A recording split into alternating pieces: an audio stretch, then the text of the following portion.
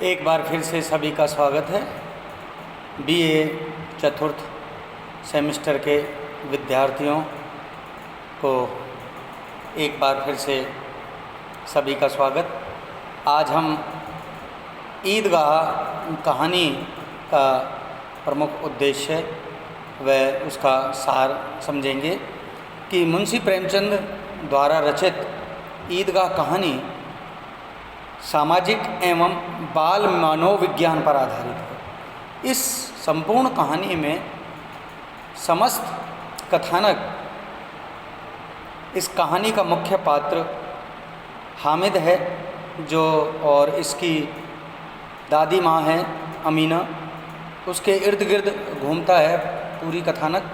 तो इसका कथानक है क्या कि ईदगाह जो कहानी का शीर्षक है उसमें ईद का दिन है और हामिद नामक जो लड़का है उसके माता पिता का देहांत हो चुका है।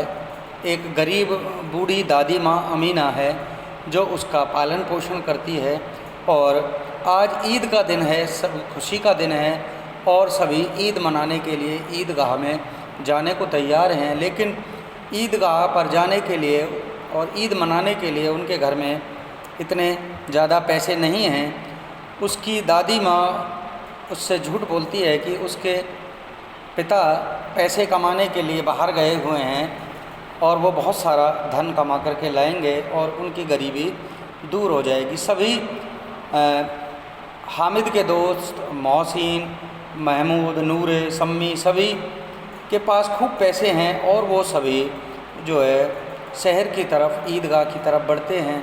सभी वहाँ पर पहुँच जाते हैं, ईदगाह पर नमाज़ पढ़ते हैं और नमाज़ पढ़ने के बाद सभी वापस लौट रहे होते हैं। सभी एक दूसरे के गले मिलते हैं, बहुत ही खुशी का दिन है।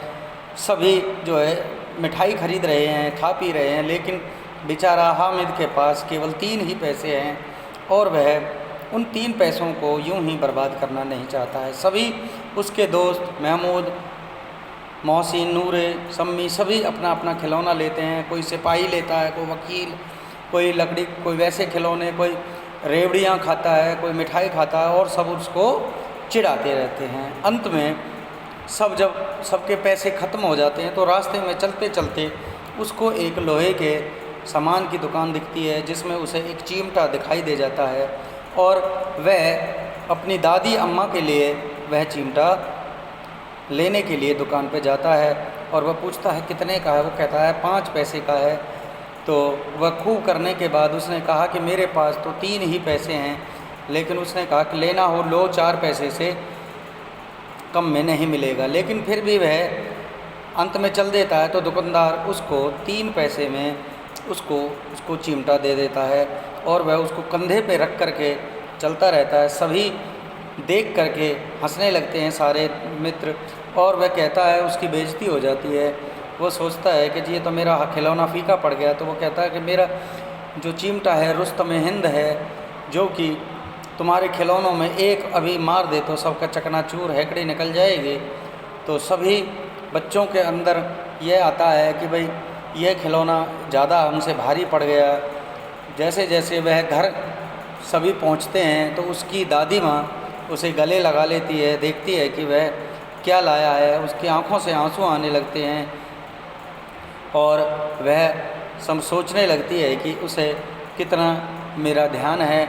और इस तरह से यह जो संपूर्ण कहानी है वह इस बच्चे हामिद के इर्द गिर्द घूमती है। इसमें मुंशी प्रेमचंद जी ने बाल मनोविज्ञान का इसमें भरपूर प्रयोग किया गया है। बच्चों की जो मानसिकता है उसको किस तरह से उन्होंने पढ़ा और किस तरह से समझा, इस तरह की बात उन्होंने बतानी चाहिए। और ईद के माध्यम से, ईद की नमाज के अवसर पर सब जब नमाज पढ़ना और नमाज के बाद परस्पर गले मिलना, आपसी भाईचारे बनाए रखने का संदेश भी यही कहानी देती है। ईदगाह कहानी इसी भाईचारे, कर्तव्यबोध, उमंग और उत्साह की कहानी है। आशा करता हूँ कि यह कहानी आपको समझ में आ गई होगी।